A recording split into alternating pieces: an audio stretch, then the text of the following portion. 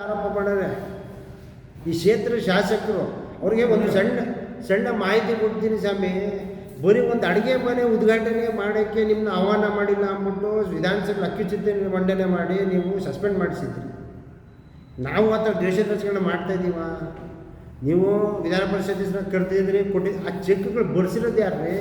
ನಮ್ಮ ನಾಯಕರು ಡಿ ರವಿಶಂಕರ್ ಮುಖ್ಯಮಂತ್ರಿ ಉಸ್ತುವಾರಿ ಸಚಿವರ ಜೊತೆ ಕೂತು ಚರ್ಚೆ ಮಾಡಿ SC ST ದೌರ್ಜನ್ಯ ಕಾಯ್ದೆಯಲ್ಲಿ ಆರೋಪಿಗೆ ಬಂಧಿಸಿ ನಾವು ಪರಿಹಾರವನ್ನು ಕೊಟ್ಟರೆ ನೀವು ಬಂದ್ಬಿಟ್ಟು ಅಧಿಕಾರಿಗಳನ್ನ ಬೆದರಿಸಿ ಅವ್ರನ್ನ ಅವ್ಯಾಚ ಶಬ್ದಗಳಿಂದ ನಿಂದಿಸಿ ನೀವು ಕರ್ಕೊಂಡು ನಾನು ಕೊಡಿಸಿದ್ದೀನಿ, ನಾನು ಮಾಡಿದ್ದೀನಿ ಅಂತೀರಲ್ರಿ. ನಿಮ್ಗೆ ಗೌರವ ತರ್ತದ ಇದು ಮಾಜಿ ಶಾಸಕರೇ? ಆಧಾರ ರಹಿತ ಆರೋಪ ಮಾಡಬೇಡಿ. ಇನ್ನೆಲ್ಲ ಪ್ರತಿಭಟನೆ ಮಾಡೋರು ಯಾವ ವಿಚಾರದಲ್ಲಿ ಪ್ರತಿಭಟನೆ? ಒಬ್ಬರು 3 ಸರಿ ಶಾಸಕರಾಗಿರೋರು, ಮಂತ್ರಿ ಆಗಿರೋರು ಈ ರೀತಿ ಪ್ರತಿಭಟನೆ ಮಾಡ್ತಾರೆ ಅಂದರೆ ನಾಚಿಕೆ ಆಗಬೇಕು. ಸರಿ ಸ್ವಾಮಿ, ನೀವು ಲೀಸ್ಟ್ ತೊಗೊಂಡು ತೋರಿಸ್ತಾ ಇದ್ದೀರಲ್ಲ, ನೀವು ಇಂಥವ್ರನ್ನ ತೆಗೆಸಿದ್ದೀನಿ ಅಂತ ಅವ್ರನ್ನ ಖುದ್ದಾಗಿ ಕರೆಸಿ ನಮ್ಮ ಶಾಸಕ ಕಚೇರಿಗೆ ಕರೆಸಿ. ಅದು ಯಾರು ಏನು ಅವ್ರೇನು ಗುತ್ತಿಗೆ ನೌಕರ ಯಾರು ನೋಡೋದು. ಅದಾದಮೇಲೆ ಅದ್ರ ಬಗ್ಗೆ ನಾವು ಮಾಡ್ತೀವಿ, ಪತ್ರಿಕಾಗೋಷ್ಠಿನೋ ಇಲ್ಲ ಮಿಕ್ಕಿದ ವಿಚಾರ ನಾವು ಮಾತಾಡ್ತೀವಿ.